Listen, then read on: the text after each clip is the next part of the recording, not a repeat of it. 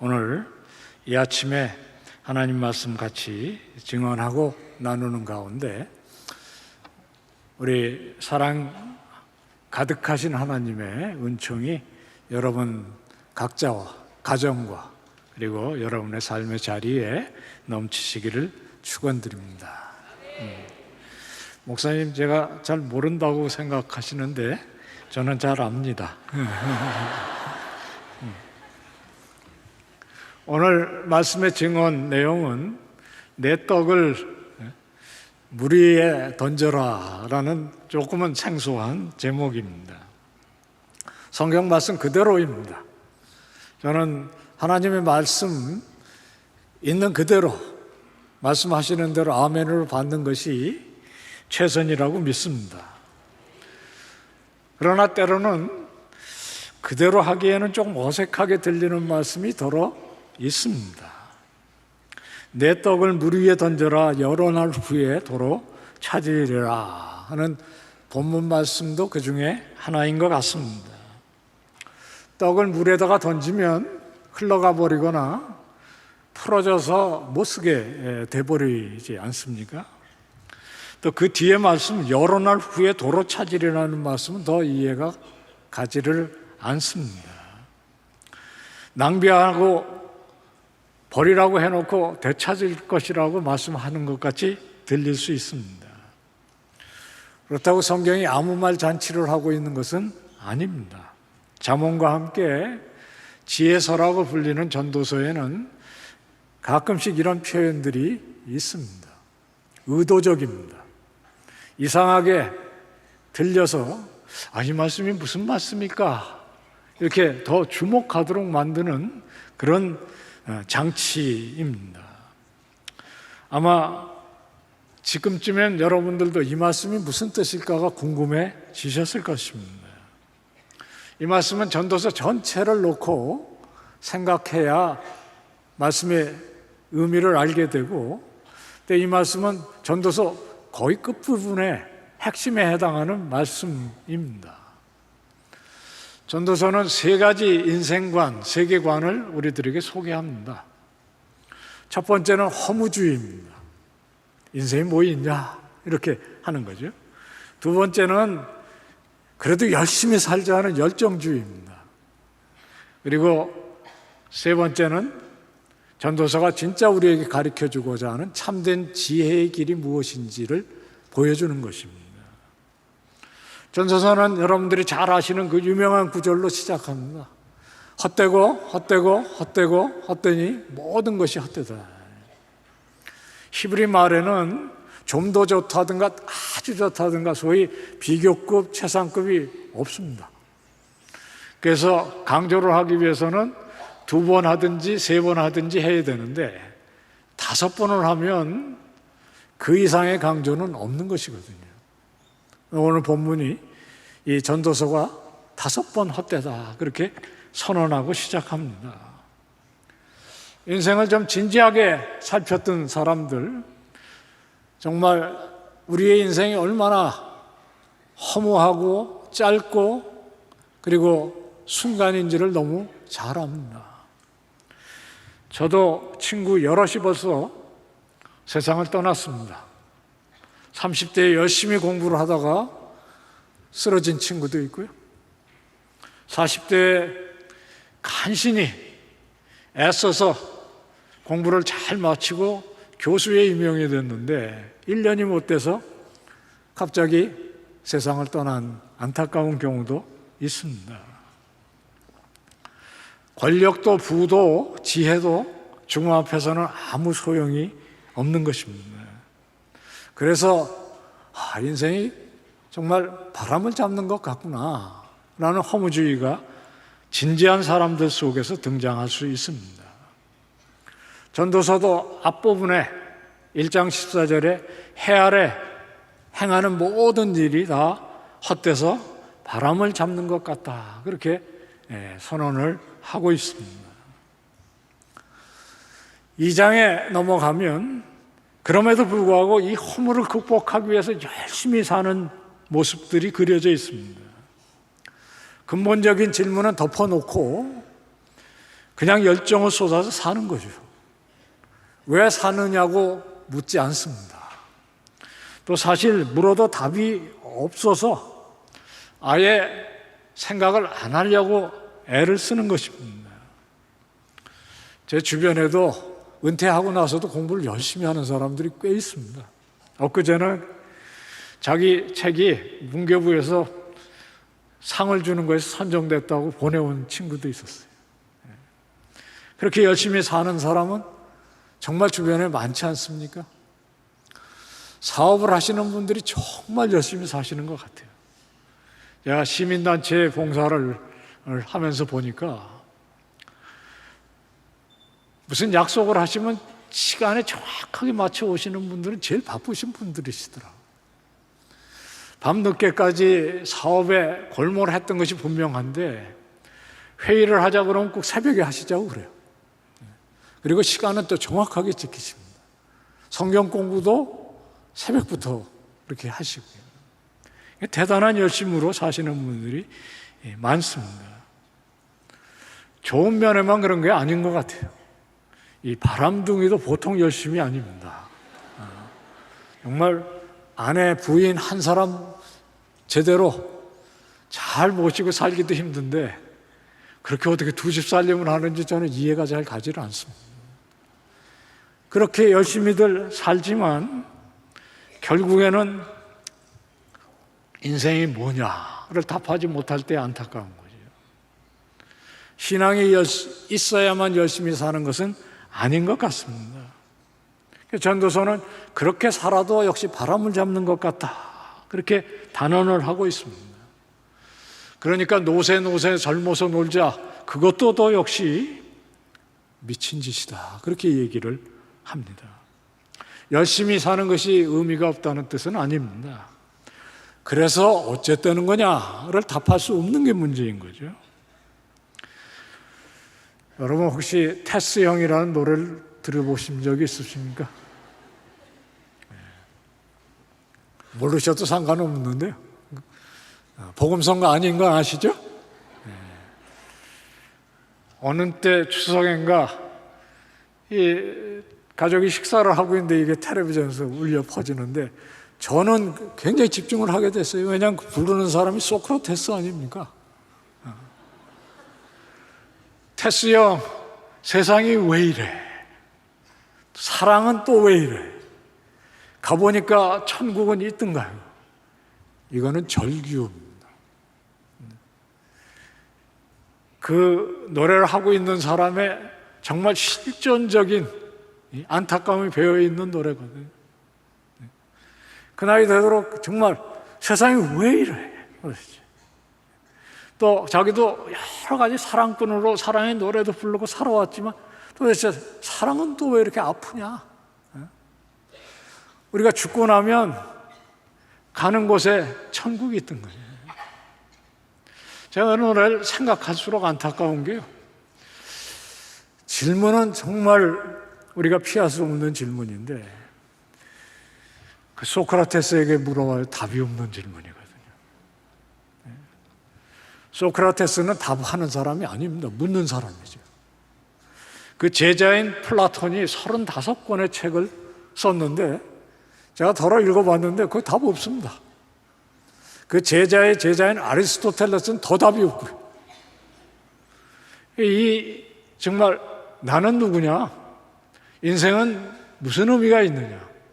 우리는 왜 아침부터 저녁까지 이렇게 애쓰며 살아야 하느냐의 답은 이 세상 지혜자에게서 구할 수 있는 것이 분명히 아닙니다.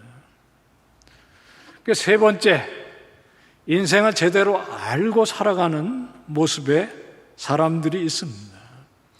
인생의 의미와 목적을 창조주 앞에서 그를 경외하면서 나를 왜 이 세상에 이 시점에 살게 하셨는지를 생각하면서 살아가는 모습입니다. 잠언과 전도서는 이런 사람의 삶의 모습을 앞서 두 유형과 비교하면서 우리들에게 바른 선택을 하도록 교훈을 하고 있는 것이죠.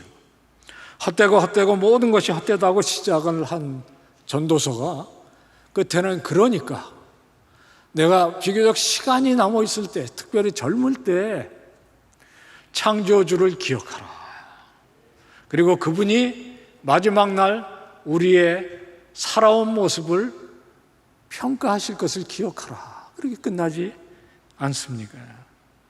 잠언식으로 말하면 내 명철을 의지하지 말고 여호와를 경외하는 것이 지식의 근본이고 지혜의 토대인 줄 알고 하나님 앞에서 진정한 삶을 살도록 우리들에게 교훈을 해주고 계십니다.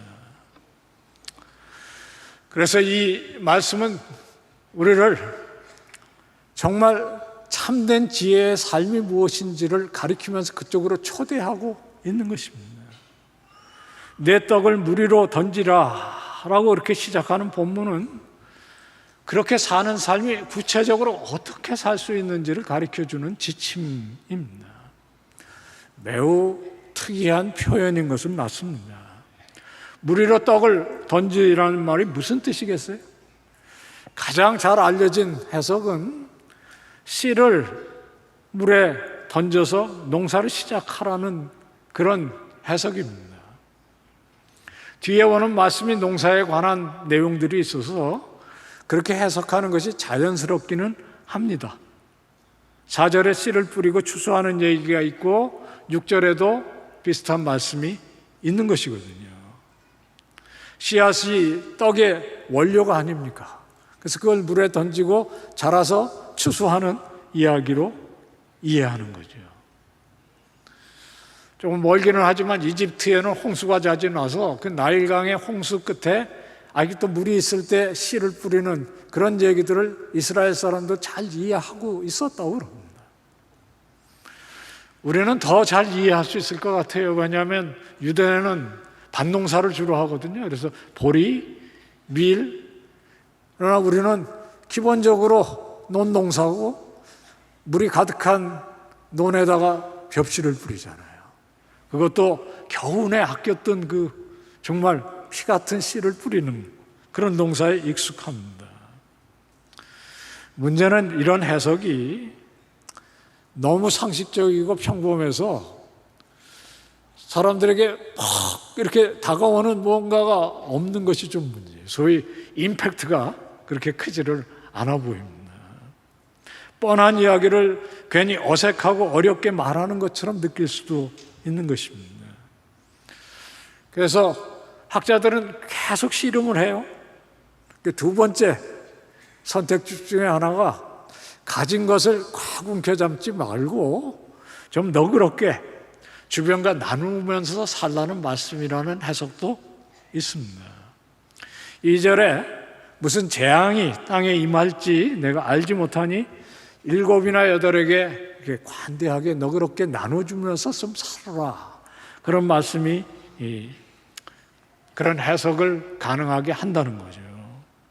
아랍 사람들의 잠언이라고 합니다. 자선은 떡을 물에 던지는 것 같이 보일 수 있습니다. 가난을 구제한다는 것은 끝이 없는 것이거든요. 내 눈앞에서 정말 가난한 사람에게 우리의 삶을 이렇게 나눠줘도 이게 진짜 이 사람에게 도움이 될지 확인할 수가 없거든요. 하물며 아프리카에 또는 터키 같은 지진이 난 곳에 우리의 성금을 보냈다고 해서 그것이 제대로 쓰여질지 우리는 자신할 수가 없습니다. 가난 구제는 나라님도 못한다는 말씀이 우리 옛말에도 있지 않습니까? 특별히 보상을 바라지 않고 장학금을 보내든지 베풀면서 살라는 말씀, 때때로 이해는 하지만 우리들에게 자신이 없을 수가 있거든요. 아마 그래서 제안하는 세 번째 해석이 있습니다. 떡을 물 위에 던진다는 말은 해상무역을 하라는 말로 이해할 수 있다는 것입니다. 잠언 31장 14절에 현숙한 여인에 대한 긴 얘기 끝에 현숙한 여인은 상인의 배와 같아서 먼 데서 양식을 가져온다라는 말씀이 있어요. 그 말씀을 기초로 해서 떡을 물에 던진다는 말은 무역상이 자기의 전 재산을 물에 던지는 모험을 하는 것에 비유할 수 있다라는 해석입니다. 벤처가 한동안 많이 유행한 적이 있어요. 벤처 모험입니다. 왜 벤처가 모험입니까? 수익을 보장하기가 어렵기 때문입니다. 그럼에도 거기에 나서는 이유는 어렵지만 성공하면 엄청난 수익이 나기 때문입니다. 고대 세계의 최대의 벤처가 바로 이 해상 무역이었습니다. 여러분이 잘 들어보신 콜럼버스나 마젤란 같이 신대륙을 발견했던 사람 다 이런 모험가였습니다. 본인의 돈이 아니고 왕들의 돈을 가지고 배를 띄웠어요. 왕들은 그들을 그냥 믿고 5척, 6척의 굉장한 돈을 투자한 거거든요. 이유는 딱 하나입니다. 가서 5척이 다 못 돌아오고 2-3척만 돌아와도 10배의 수익이 보장되기 때문이라는 거예요. 10척을 띄워서 5척이 돌아오면 50배의 수익이 나는 일입니다. 그래서 그 일에 열심히 나섰고 세상이 바뀐 거거든요. 좀 너무 많이 나간 해석같이 들리실 겁니다. 그런데 묘하게도 이 해석을 지난 2000년 동안 초대교회로부터 수많은 신학자들과 목사님들이 지지하고 거기에서 교훈을 찾아서 성도들에게 전한 그런 해석입니다. 비교적 오래되지 않은 표준 세번역 성경에는 이 구절을 아예 이렇게 새롭게 번역을 했습니다. 돈이 있으면 무역에 투자하여라. 여러 날 뒤에 너는 이윤을 남길 것이다. 이 세상에서 내가 무슨 재난을 만날지 모르니 투자할 때 7이나 8로 나누어서 하여라. 성경이라고 안 했으면 딱 벤처 캐피탈 선전 문구 같이 들리죠? 투자 회사 선전 문구입니다. 진보 해석자들마저도 이거는 좀 아닌 것 같다, 그런 해석이. 그러나 3절부터 6절 말씀을 자세히 살피면 설득력이 있습니다. 인생에는 우리가 좌우할 수 있는 것이 그렇게 사실 많지 않습니다. 바람이 불 때 그게 어디로 불지 우리가 결정도 못하고 가늠조차도 못합니다. 바람이 이렇게 불었다 저렇게 불었다, 그렇게 부산 분들이 제일 잘 아시지 않습니까? 또 바람이 불을 때 나무가 쓰러지는데 그게 어디로 쓰러질지 아는 사람은 그렇게 많지가 않은 것입니다. 심지어는 내 배 안에 들어있는 나의 아이가 남자인지 여자인지 우리가 결정할 방법이 없습니다. 씨를 뿌리기 위해서 바람이 그치기를 기다리고 추수하기 위해서 구름이 거치길 기다리면 그때는 영원히 오지 않습니다. 인생은 기본적으로 가보지 않는 길을 가는 여행입니다. 모험이 필요한 것이죠. 어떤 종류의 모험을 하고 있느냐는 것이 중요할 뿐입니다. 사실 이 3가지 해석 중에 어떤 것을 취해도 우리에게 주시는 교훈은 같습니다. 무역상이나 농부나 자선가의 공통점이 하나 있습니다. 눈앞에 있는 것에 모든 시선을 집중했다간 아무것도 할 수가 없는 것입니다. 씨앗을 물 위로 던진다는 것은 기본적으로 낭비처럼 보여집니다. 배에다가 물건을 가득 싣고 풍랑이는 바다 속으로 나가는 것은 모험 그 자체가 아니겠습니까? 부산 부두에 여러분들이 더 잘 아시듯이 요즘에 그 엄청난 그 큰 배, 그 배 위에다가 몇 층 되는 컨테이너를 쌓고 바다로 나가는 걸 보는 사람이 다 가슴이 저려지지 않습니까? 그런데도 그 일을 합니다. 자선은 더합니다. 그러나 인생은 그것을 피할 수가 없는 것이죠. 봄철에 정말 황량한 들판에 겨우내 아꼈던 그 종자를 아낌없이 뿌리는 것도 모험입니다. 씨를 뿌린다고 해서 거둘 수 있는 보장은 없는 것이거든요. 하지만 안 뿌리면 거두는 길은 없습니다. 꿈을 꾸는 것도 마찬가지입니다. 꼭 농부가 아니더라도 우리는 기본적으로 내 인생의 계획이라는 것이 있고 그 계획을 따라서 기도하면서 나가는데 꿈을 꾼다고 해서 모든 것이 다 되는 것은 아닙니다. 그러나 꾸지도 않는 꿈이 이루어지는 법은 더욱 없습니다. 서울 사람이 부산 분들에게 드릴 말씀은 아닙니다만은 배를 타고 먼 바다에 나가 보신 적이 있으실 수 있겠어요? 먼 바다에 나가면 사실 아무것도 안 보입니다. 사면이 그냥 동그랗죠. 꼭 대야 안에 들어있는 것 느낌이에요. 방향을 가늠할 수 있는 아무것도 없습니다. 그래서 기본적으로 항해라는 것은 정말 모험일 수 있습니다. 특별히 가보지 못한 길을 가는 사람은 모험 그 자체를 할 수밖에 없는 거예요. 게으르고 무책임한 그리고 허무에 빠져 있는 사람이 할 수 있는 일이 아닌 거죠. 모두가 멀리 보고 지금 당장에는 낭비와 같은 일을 해야 될 그런 것이 우리 인생의 기본 조건입니다. 결단이 필요하고 최선을 다하는 것이 지혜입니다. 모험은 필수적인데 어떤 모험을 하느냐가 중요한 것입니다. 세상 사람들은 안심치 않으니까 점치고 굿하고 그렇게 할 수밖에 없는 거죠. 정말 안타까운 일입니다. 선거 때가 되면 선거 때마다 제일 대박이 난 사람들은 무속인이라는 그 우리가 잘 아는 일입니다.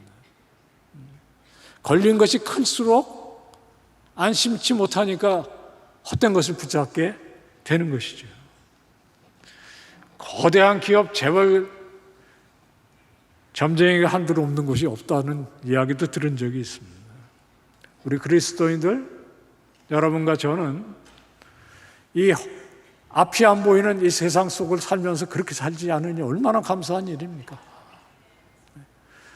우리의 용기와 소망은 이 세상을 창조하시고 비록 깨어지고 아픔으로 가득하고 재난과 고통이 쉴 새 없이 있는 세상이지만 이 세상을 버리지 않고 붙잡으시고 구원을 약속하시고 십자가에서 이 구원을 이루시고 그리고 결국엔 새하늘과 새 땅을 향해서 지금도 역사하시는 그 하나님의 신실하심과 그 사랑에 붙들려서 사는 용기 때문입니다. 얼마나 감사한 일입니까? 이 성경 말씀 첫 장에 전능하사 천지를 창조하신 우리 하나님 새하늘과 새 땅을 향해서 일하시고 2024년 7월 오늘 우리가 그 은혜 가운데 살며 이 자리에 있는 것이 아니겠습니까? 그래서 우리의 기본 시각은 우리의 눈으로 보는 것이 아니고 믿음은 바라는 것들의 실상이고 보이지 않는 것들의 증거라 선진들이 그렇게 살았듯이 지금 우리가 그렇게 사는 사람이 되는 것입니다. 성경에 성공한 사람들은 다 그렇게 살았습니다. 믿음의 조상 아브라함이 바로 그렇게 살았던 사람입니다. 그에게 주어졌던 세 가지 약속, 그 땅을 내가 주리라 이루어지지 않습니다.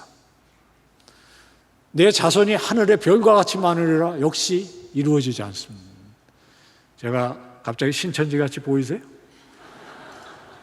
성경에 그렇게 써 있습니다. 히브리서에. 그 사람들이 약속한 것을 받지 못했는데 그러면 포기해야 되는 거 아닙니까? 하나님을 원망해야 되는 거 아닙니까? 근데 이 사람들은 약속을 받지 못했지만 아브라함, 이삭, 야곱, 요셉, 모세 제가 끝까지 할까요? 그리고 지금 우리까지 그 이루어지지 않는 약속을 실상으로 여기면서 삽니다. 여러분과 제가 언젠가는 하나님께서 그 구속을 성취하셨듯이 온전하게 이룰 그날을 향해서 가고 계시는 것을 믿고 우리 삶 속에서 그 일을 소명으로 붙잡고 이 자리에 나온 것입니다. 그 시야를 잃는 순간 우리는 베드로처럼 용감하게 물 위에 뛰어내렸다가 빠지는 안타까움을 겪을 수 있습니다. 베드로는 믿음으로 풍랑이는 바다 위에 뛰어내려서 사람으로 유일하게 물을 걸었던 사람 아닙니까? 몇 걸음 못 간 것이 안타까운 거죠. 그러나 대단한 용기입니다. 끝까지 붙들었으면 정말 대단한 기록이 우리들 앞에 있을 것인데, 그러나 그 뛰어들었다는 것 자체는 얼마나 대단한 것인지 모르겠습니다. 믿음으로 길이 안 보이는 곳에 하나님께서 언제나 길을 내시고 사막과 같은 곳에 강을 흐르게 하신다는 것을 체험하면서 사시는 여러분이 아니십니까? 믿음으로 성공하는 사람들이 다 그렇게 살았다는 것이 성경의 증언입니다. 성경의 증언일 뿐만 아니라 우리 주변에도 많습니다. 제게도 아주 가까이 그런 한 분이 계세요. 한국에서 50년 이상 평신도 선교사로 자비량 선교사로 살았던 웨슬리 웬투어스라는 분이세요. 이분의 삶 그 자체가 정말 이 말씀, 내 떡을 물 위에 던지라 라는 말씀의 증언이에요. 저는 그분의 삶을 통해서 이 말씀이 어떤 것인지를 뼈저리게 느낄 때가 많아요. 이분은 미국에서 석사학위를 마치고 한국에 일하러 오셨는데 50년 동안 굉장히 많은 돈을 버셨어요. 우리 가까운 친구들, 우리 선배들이 저분은 저 많은 돈을 벌어서 어디다 쓰셨을까? 왜냐하면 가진 것이 아무것도 없었어요.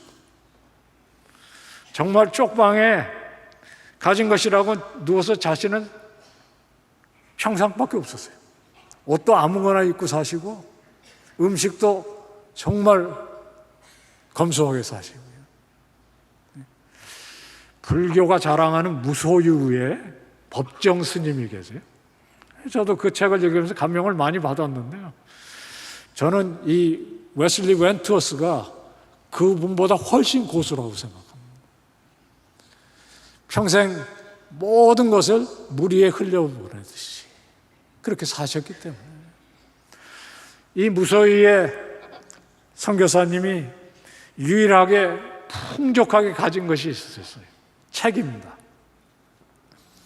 자기의 돈을 모두 책을 사서 저 같은 사람에게 이제 던지는 거죠. 제가 대학 1학년 때 만났는데 그분이 저한테 던진 책이 100권이 넘어요. 아마 세보질 않아서 그렇지 그거보다 훨씬 많을 겁니다. 저한테만 던진 것이 아니에요. 제 친구들 또 수많은 처음 만나면 처음 묻는 것이 전공이 뭐냐? 전자공학이다. 그러면 당신이 읽어야 할 책이 이거다. 당신 전공 속에서 도대체 뭘 공부하냐? 교육학이다. 이게 던지시는 거예요. 일부에 나왔던 분들 가운데 2분이나 계셨어요. 그렇게 정말 물 위에 던지듯이 책을 수백, 수천, 수만 권을 던지신 겁니다. 그 씨앗이 자라서 대한민국에 이분의 책을 받아 공부를 한 학자들이 셀 수가 없을 정도입니다. 60세가 되었을 때 저희들이 생신잔치를 해드렸는데 그 자리에는 국무총리도 계셨었어요. 70대 생신 때는 대학 총장이 7분이나 계셨습니다. 그리고 유명한 대학의 온갖 전공의 교수가 100여 명 모여서 오직 이분의 사랑을 감사하는 잔치를 한 거죠. 저에게 특별히 주시는 도전이 있으세요. 저 역시 제가 여기서 이 대학에서 이렇게 씨름하면서 이걸 견뎌야 되나 하는 회의와 또는 어떤 때는 낙심이 있었을 때마다 내 자리 지키게 해주신 분이 바로 이분입니다. 저한테 책을 던져주실 때 이게 이 사람이 이걸 정말 읽을 것인가 보장 없는 거거든요. 또 그 지식이 정말 어떻게 쓰여질지를 누가 보장하겠습니까? 끝없이 던지셨어요. 그리고 그 싹을 지금 여러분과 나누는 것입니다. 얼마나 대단한 일을 하셨는지 몰라요. 저는 사도 바울, 이 시대에 그 어떤 선교사보다 이런 모습 가운데 우리 주변에 증인들이 가득하다는 거예요. 그게 대한민국 교회의 복이었습니다. 하나님께서는 그보다 더 귀한 것을 우리들을 향해서 던지셨습니다. 절망으로 가득하고 죽음만이 가득한 세상에 당신의 독생자 예수 그리스도를 아낌없이 던지셨습니다. 예수 그리스도는 눈앞에 보이는 이 10명 남짓한 제자들, 그들이 연약하고 그들이 어떻게 살아갈지를 자신할 수 없는 가운데, 심지어는 그 가운데 배신자가 있는 가운데 자기 자신의 목숨을 십자가에서 기꺼이 들이셨습니다. 그래서 우리가 이 자리에 앉아 있는 것이 아니겠습니까? 우리는 하나님의 모험의 열매입니다. 우리가 살아가는 것 그 자체가 하나님의 은혜라는 것은 바로 이런 하나님의 사랑이 우리 삶 속에서 결실을 맺는 것을 우리 스스로 보면서 살아가는 것입니다. 사실 십자가만 그 은혜가 아니고 태초에 하나님은 천지를 창조하실 때, 사람을 지으실 때, 우리를 하나님의 형상으로 지으셨을 때 생육하고 번성하면서 땅을 정복하고 가꾸면서 돌보라고 하셨을 때 그것이 우리들에게 주어지신 은혜였습니다. 하나님보다 조금 못하게 만드시고 우리가 하는 모든 일을 맡아서 섬기게 하신 그것이 바로 하나님께서 우리들을 향해서 던지신 은혜가 되시는 것입니다. 무엇보다도 쓸모없고 그리고 절망적인 그런 순간에 처했던 저희들을 구원하셔서 이 자리에 있게 하시고 지금도 하늘나라의 꿈을 꾸고 내일을 살아갈 수 있게 하시는 소망의 주님이 바로 이 말씀을 가지고 지금 우리들을 권면하고 계십니다. 오늘 말씀은 그런 예수 그리스도를 따라서 제자의 삶으로 나아가도록 초청하고 계시는 것입니다. 이것이 선교적 삶입니다. 그런 삶을 사는 사람이 선교자고, 그리고 그런 교회가 선교적 교회인 것입니다. 그런 비전을 가지고, 그런 안목을 가지고 살아가는 사람들이 세 방향을 보게 됩니다. 땅끝까지, 그리고 우리들의 삶의 구석구석에 이루어지는 하나님의 역사, 그리고 다음 세대를 보는 세 방향으로 하나님의 나라를 보게 되는 것입니다. 저는 수영역 교회를 생각할 때 정말 감사한 제목들이 많아요. 한국교회가 코로나를 지나오면서 여러 가지 정말 어려운 문제들을 그대로 노출하고 그대로 쓰러지는 듯이 보였던 위기의 그 시점을 넘어서 오늘 이 성경 가득히 정말 영광스러운 예배에 한 분 한 분이 이 하나님께서 우리들에게 쏟으신 사랑을 기억하며 마음속으로부터 신령과 진정으로 예배드리는 모습이 얼마나 감사한지.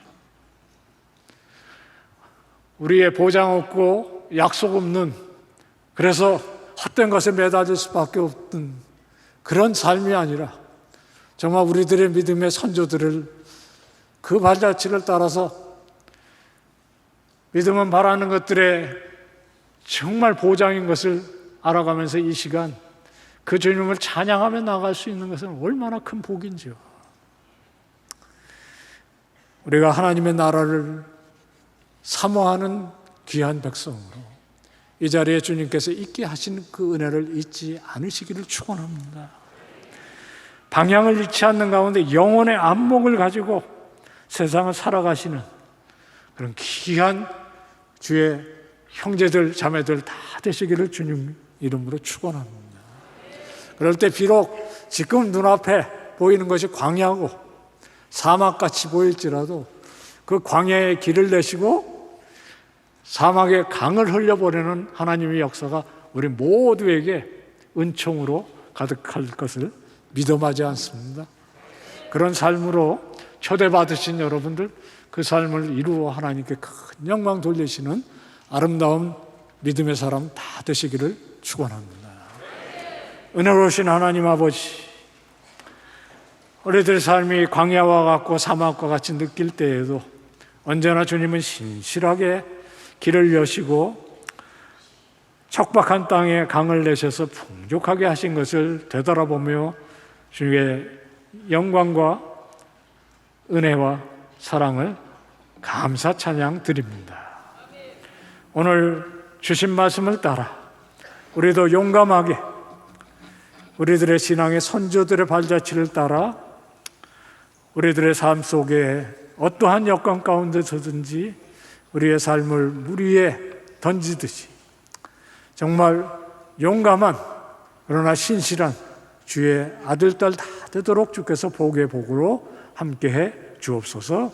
예수님의 이름으로 간구하옵나이다. 아멘.